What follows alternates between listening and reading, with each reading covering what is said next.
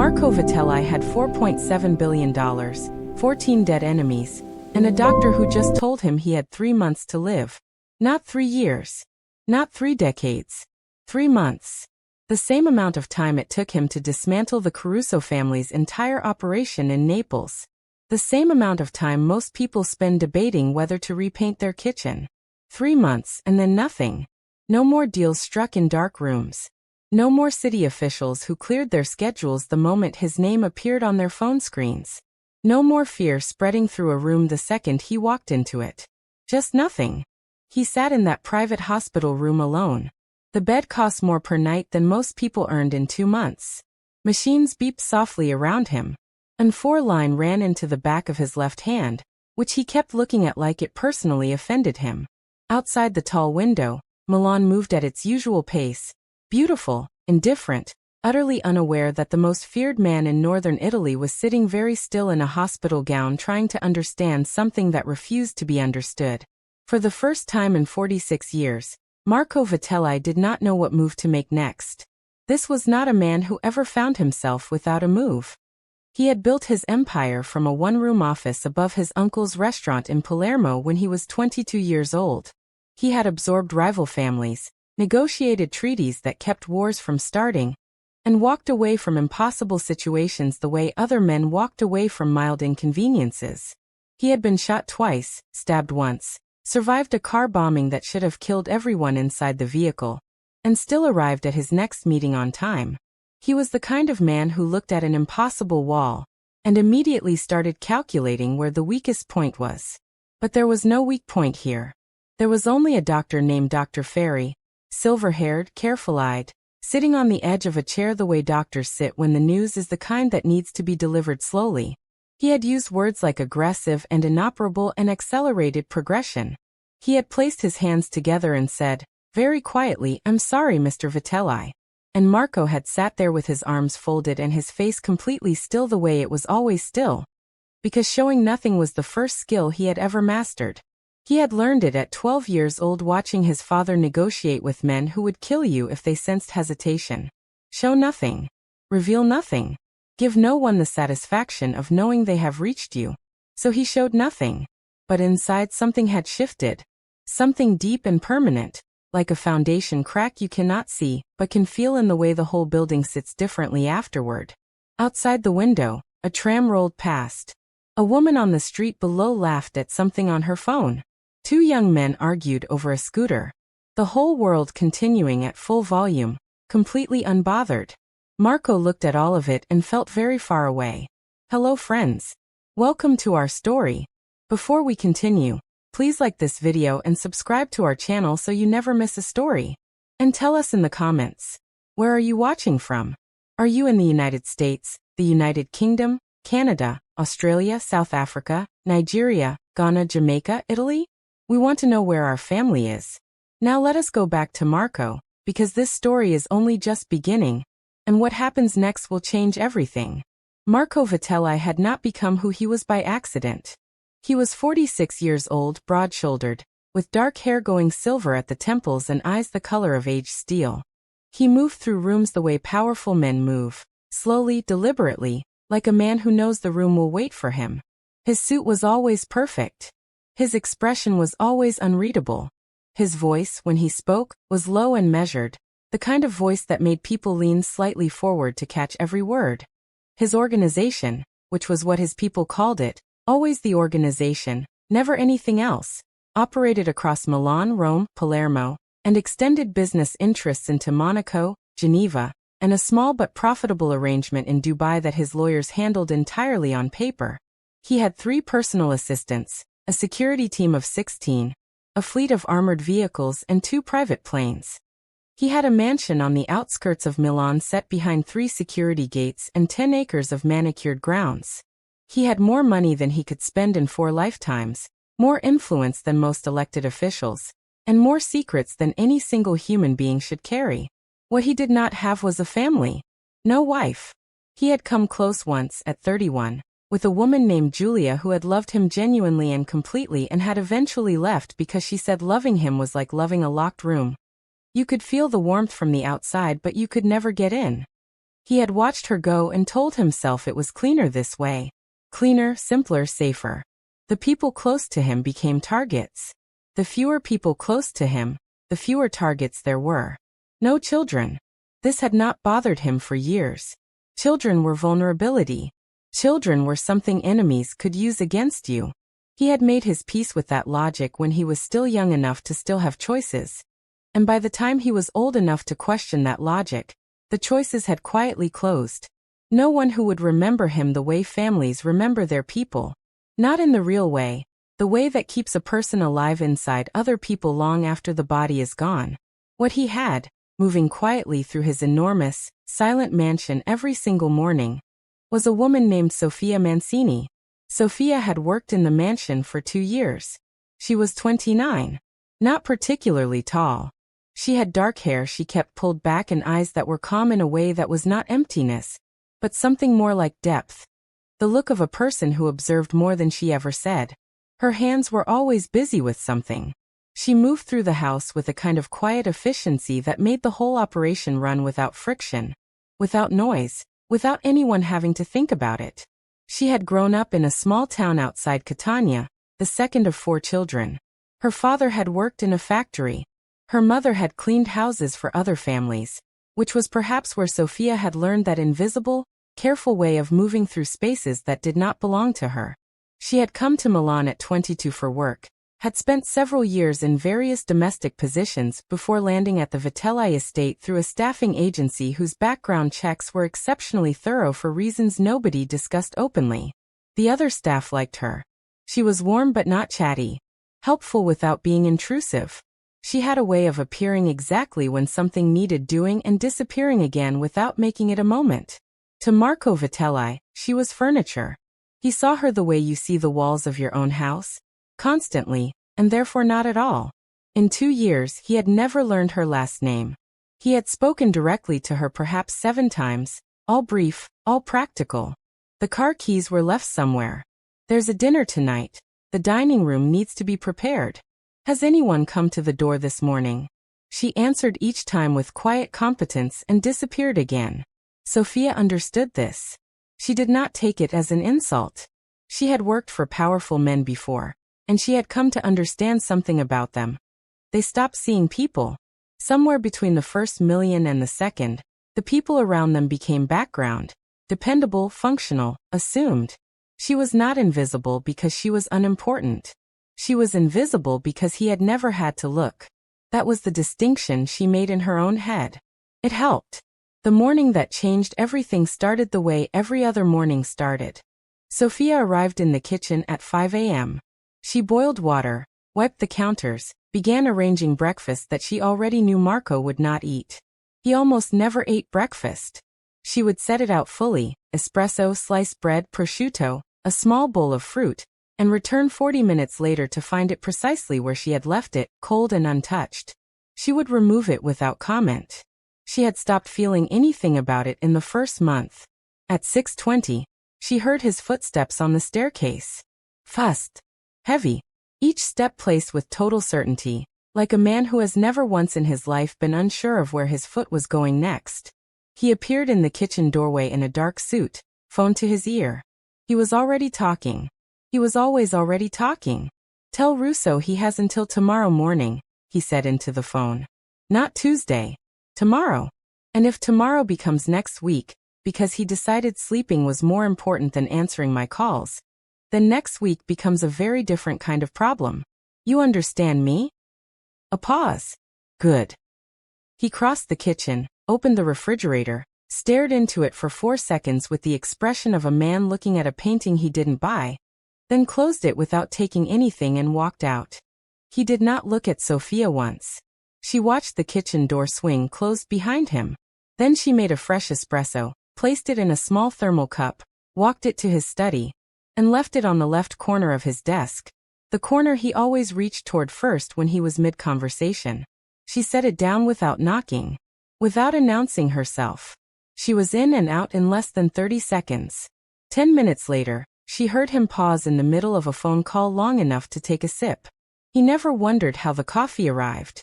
That was fine. That was how it worked. This was their rhythm. His world was loud. Phones ringing, decisions made in 3 seconds, sharp words cutting cleanly through the air.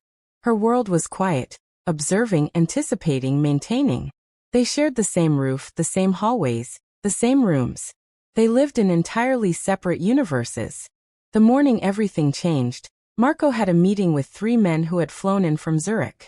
They were not the kind of men who appeared on any official register. They dealt in the kind of money that moved through channels built specifically to be invisible. Marco had done business with 2 of them for years.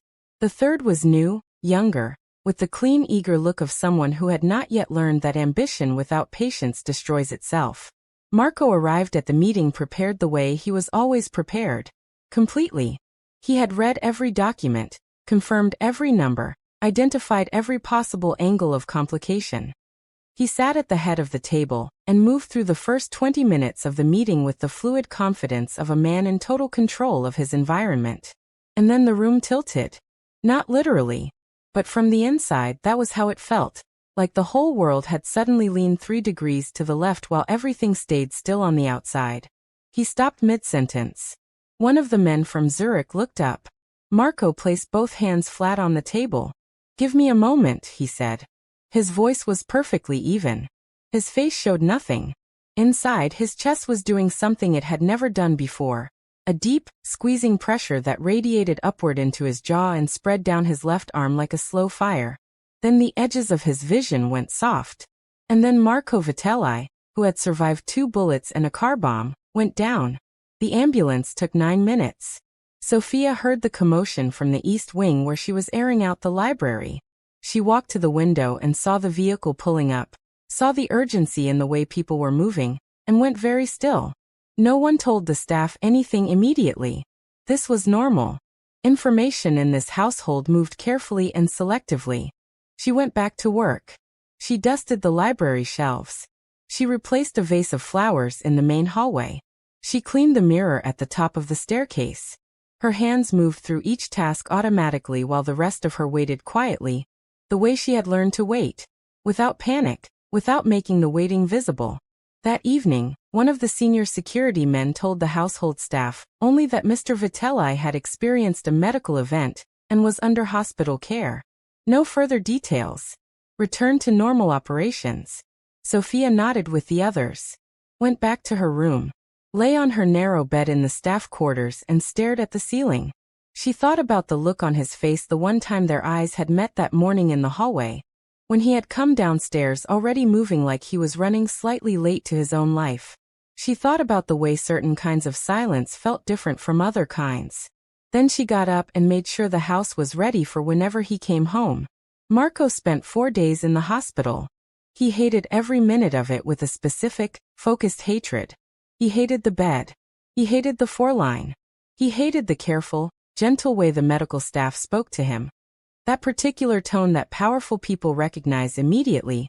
The tone that means we are handling you delicately, because you are no longer something that can be handled roughly.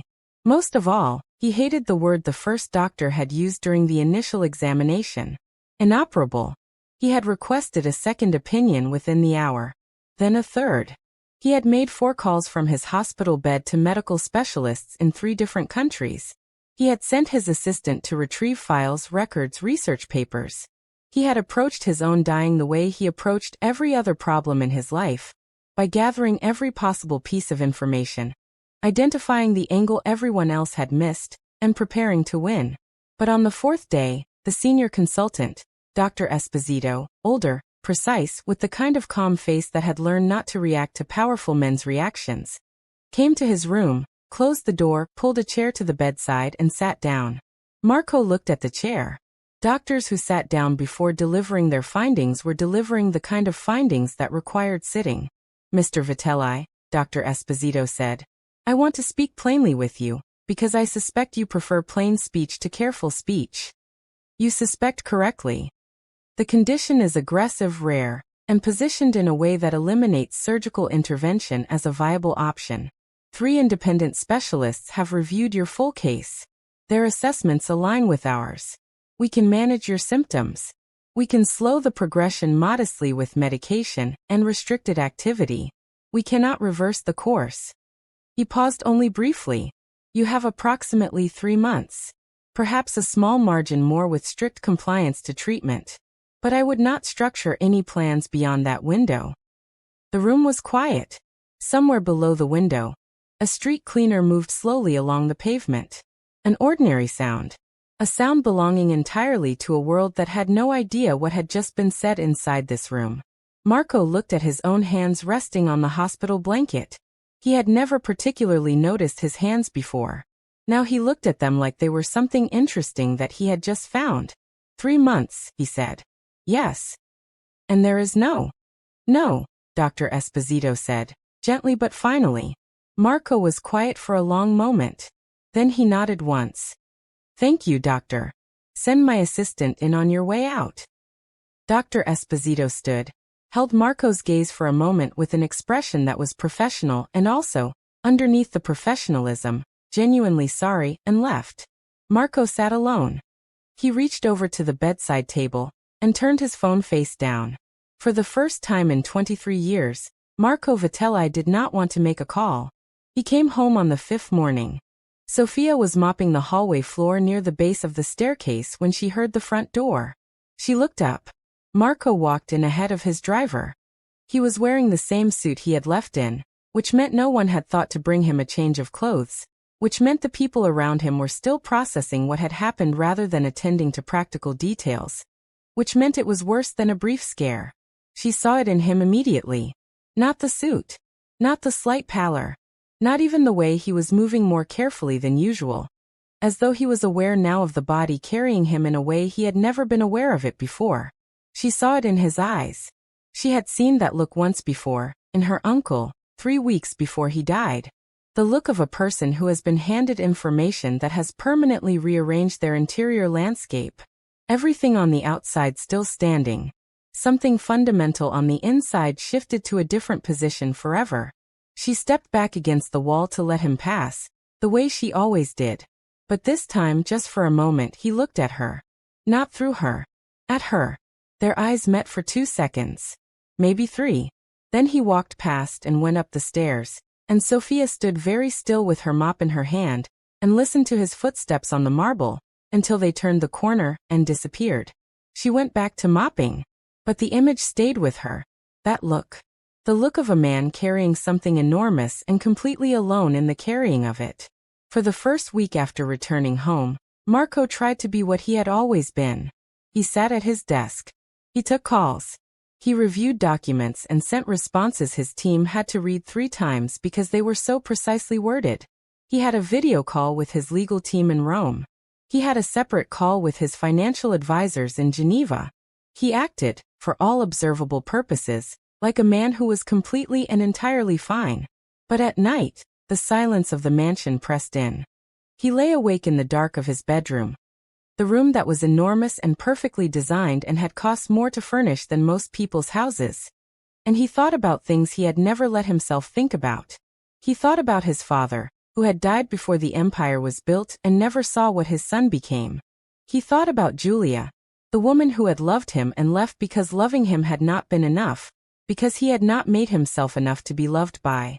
He thought about every relationship he had filed under liability and walked away from. Every meal he had not taken. Every phone call he had cut short. Every moment of ordinary human life he had skipped because there was always something more urgent, more profitable, more important. He had built an empire. And there was no one to give it to. Not in the real sense. Not in the sense that mattered. Yes, there were lawyers and documents and trusts and designated beneficiaries.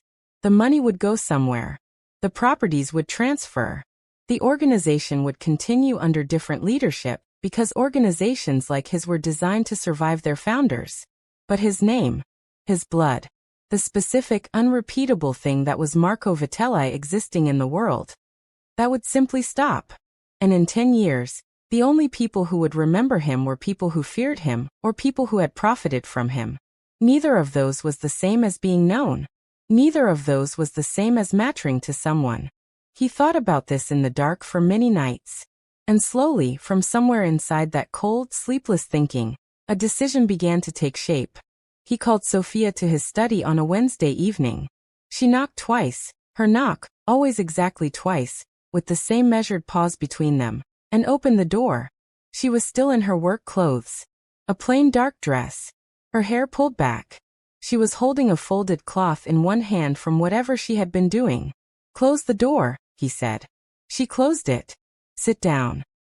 She looked at the chair across the desk.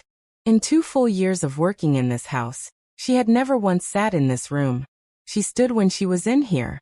That was the established arrangement. But he had said sit down. So she sat. Marco was behind his desk. There was a glass of water in front of him, and a large sealed folder. She couldn't read from where she was sitting. He studied her for a moment without speaking. Not the way he usually passed over her without registering her. He was actually looking, with the focused, measuring attention he gave to things that required careful assessment. It made her uncomfortable. She kept her face still and waited. "You have worked here for 2 years, he said. "Yes, sir." "You are reliable. Discreet. You do not cause complications and you do not discuss the household's business outside these walls." She wasn't certain whether those were compliments or a list of basic qualifications. "Thank you, sir." He placed his hands flat on the desk. "I am going to say something that will sound very unusual. I need you to let me finish before you respond." Something tightened in her chest. She nodded once. "I am dying," he said. The words fell into the room like something heavy dropped from a height. "The doctors have given me approximately 3 months. There is no treatment that changes this outcome." He said it with the same controlled flatness he would use to announce a quarterly result. But his jaw was set in a way that told a different story. The story of what it cost to say those words out loud in that same controlled voice. "I have spent my life building something that, when I am gone, will simply be redistributed. Assets, properties, holdings. Numbers on documents. None of it continues. None of it carries forward." Sophia was completely still. "I have no children. No. No one who will bear my name after I am gone." He paused for just a moment. "I need a son." She said nothing. "I am proposing a legal arrangement. A private marriage contract. You would carry my child. In exchange, you receive full financial security. Permanent, unconditional, documented. A property in your name.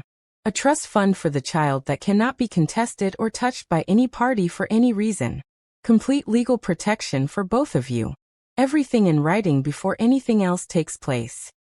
He opened the folder and placed it on the edge of the desk, sliding it toward her. "I have had my lawyers prepare this document. Read it in full. I would suggest you have an independent legal representative review it before you sign anything." He folded his hands again. "I don't expect an answer today. Take the time you need. But I need a decision within the week." Silence. Sophia looked at the folder. Then she looked up at him. For the first time since coming to work in this house, she saw him. Not the boss. Not the man who walked through rooms without looking at the people in them. She saw past the controlled voice and the flat expression and the expensive suit to the thing underneath it. The thing she had seen for 1 second in the hallway when he came home from the hospital. He was afraid. Not of pain. Not precisely of death. He was afraid of disappearing. Of all those years. All that sacrifice. All that loneliness deliberately chosen. All those relationships filed away under liability. Adding up to nothing that lasted. A locked room full of expensive furniture that no one wanted and no one remembered. She reached across and picked up the folder. "I'll read it," she said quietly. He nodded and looked back at his screen. As far as he was concerned, the meeting was concluded. Sophia stood and walked to the door. She paused with her hand on the handle. Something moved in her. Some instinct that was stronger than habit, stronger than the 2 years of practiced invisibility. "Mr. Vitelli," she said. He looked up. "I'm sorry. About your diagnosis. That must have been an incredibly hard thing to hear." A pause. Not the calculating pause of a man deciding how to respond. A real pause. The kind that happens when something unexpected has actually landed. "Thank you," he said. Very quietly. So quietly she almost wasn't sure she heard it. She left. Marco sat at his desk for a long time after that, and did not look at his screen. He looked at the door she had just walked through. His lawyers had visited him in the hospital. His financial advisors had called. His security team had been briefed. People had sent formal notes of concern through proper channels. Not one of them had said that must have been hard to hear. Not one person. In his entire world full of people who depended on him and feared him and needed things from him, had said anything that simple or that true. He turned back to his screen. Told himself it did not matter. It stayed with him all night. Sophia sat on the edge of her narrow bed in the staff quarters and read every single page of the document. It was extensive. It was written in dense legal language that made her work for the meaning.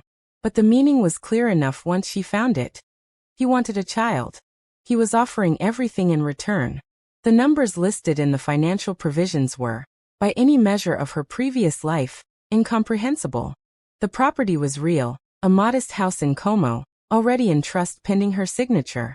The child's fund was sealed against any legal challenge.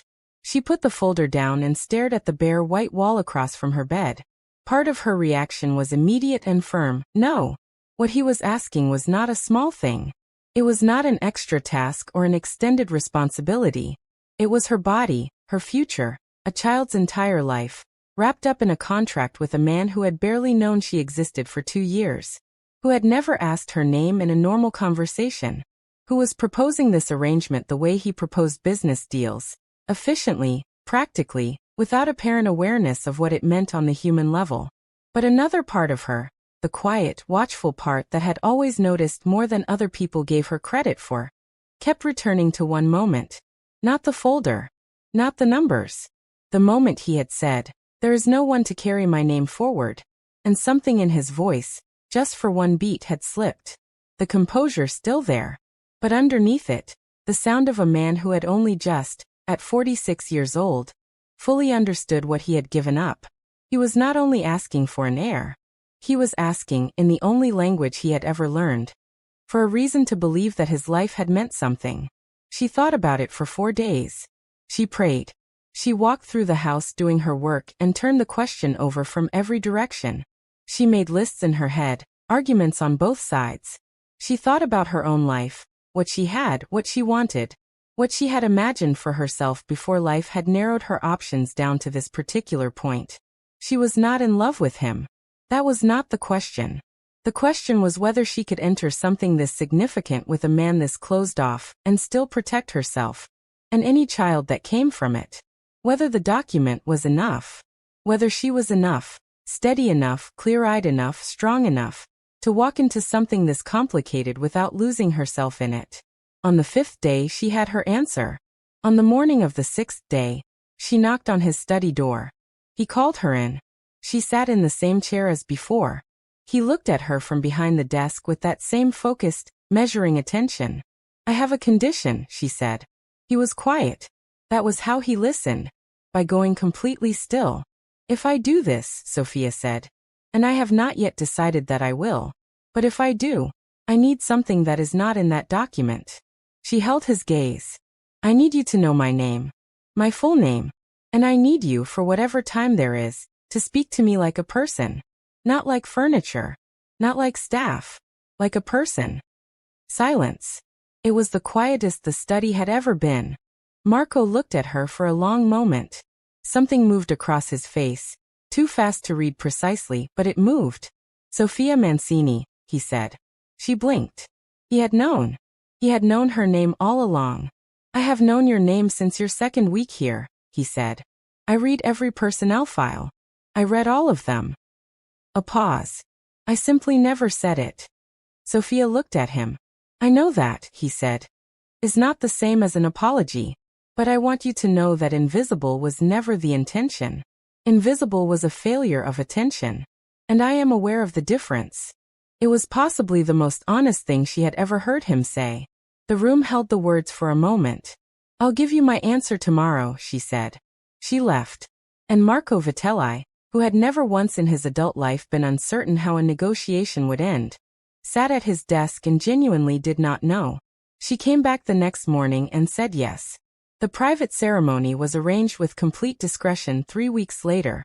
For people present, Marco, Sophia, a judge who owed Marco a very old, very carefully maintained favor, and a lawyer for each of them. It lasted 11 minutes. There were no flowers, no music, no guests, no photographs.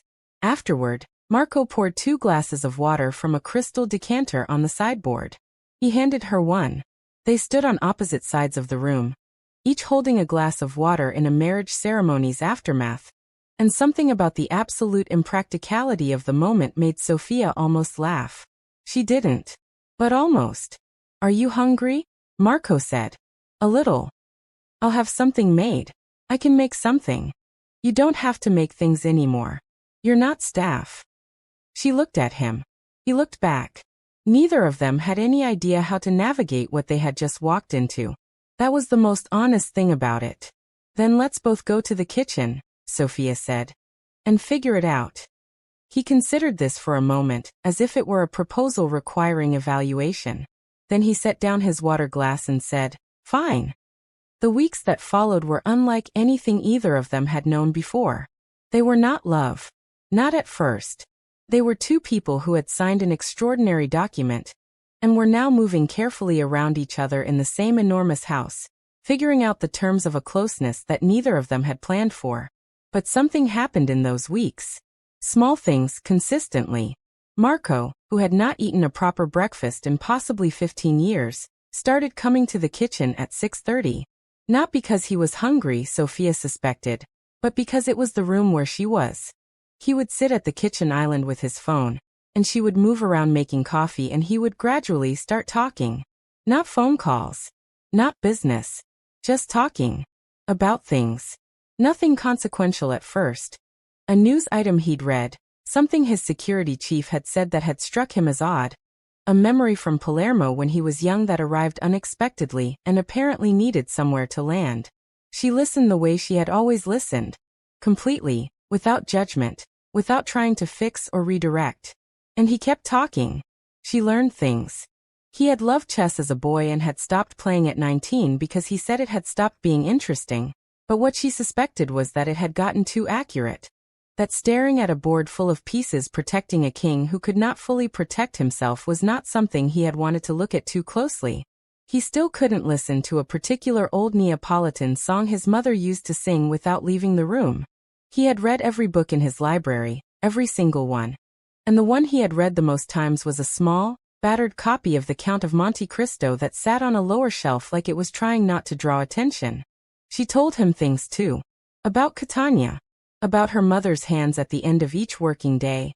Red from cleaning products, but always gentle when she touched her children's faces. About the way she had felt coming to Milan for the first time. The city so enormous and indifferent that she had stood on the platform at Central Station with her single suitcase, and thought this place has no idea I exist, and how she had decided then that she was going to be fine with that, because existing quietly was still existing. "You've always known how to be invisible," Marco said one morning, not unkindly. "I learned," she said. "You never had to." He was quiet for a moment. "No, I didn't." A pause. "I think I may have forgotten, somewhere along the way, that being seen was something other people needed." He was looking out the kitchen window at the grounds. "That it was something I needed." Sophia did not answer immediately. She poured his coffee and set it where he could reach it. "You're being seen now," she said. He picked up the coffee. Didn't say anything. But the line of his shoulders was different. 3 months passed. Marco's condition progressed the way the doctors had described. Gradually, then more quickly. There were days he could work for 8 hours and days he could barely manage 2. His security team adapted without being asked. His household adapted. Sophia adapted, though she was already adapting to something else. A pregnancy that was making itself known in the quiet, inconvenient, entirely physical ways that pregnancies do regardless of the circumstances that created them. She had not expected to feel what she felt. Not love. She was still careful with that word, careful about applying it to a situation this extraordinary, this fast, this weighted with other things. But something genuine. Something that surprised her. Marco, 3 months into dying, had become a different man than the one who had walked through his own kitchen for 2 years without seeing her. Not unrecognizable. The core of him was the same. The sharpness, the control. The way he processed everything through the lens of strategy. But the shell around it had shifted. The wall that had separated him from every person in his life had developed, if not doors, then at least windows. Places where light got through. He asked her questions now. Real ones. How are you feeling? Not just about the pregnancy, that too, but actually how are you feeling? He had learned to ask it and then actually wait for the answer instead of moving on to the next thing before she finished speaking. He had, without any announcement, stopped taking calls during dinner. He had started sleeping with a lamp on low when the nights got hard, which she discovered one evening when she came in quietly, and found him sitting up in bed reading that worn copy of Monte Cristo, instead of lying in the dark the way he had described lying in the dark for weeks at the beginning. She had sat next to him without speaking. He had read a passage aloud to her. She had fallen asleep to his voice. Neither of them had discussed it in the morning, but the lamp stayed on after that. On the night that turned everything, Marco was sitting in the library. It was late. Sophia found him there because she had heard him moving around earlier than usual and had gotten up to check. He was in the armchair by the window with no light on except the low lamp on the side table. He looked tired in the deep way he had been looking lately, tired that went past sleep and into something in the bones. She pulled the other chair over and sat with him. Tell me something, he said after a while. What do you want to know? What kind of person do you want him to be? Or her? He paused. The child. Sophia was quiet for a moment, thinking about it properly rather than reaching for the easy answer. Kind, she said. Not soft, but genuinely kind. The kind that costs something. The kind where you see something wrong and you do something about it even when it would be easier not to. She looked at Marco. And honest. I want them to know that honest is stronger than clever. Marco was looking out the window at the dark grounds. Tell them, he said quietly, that their father was not always the man he should have been, but that he tried at the end to be better. A pause. Tell them I tried. Sophia reached over and put her hand over his. He looked down at her hand. Then he turned his over and held it. You're going to be all right, she said. I know you'll be all right, he said. I'm less certain about, he stopped. About what? He looked at her.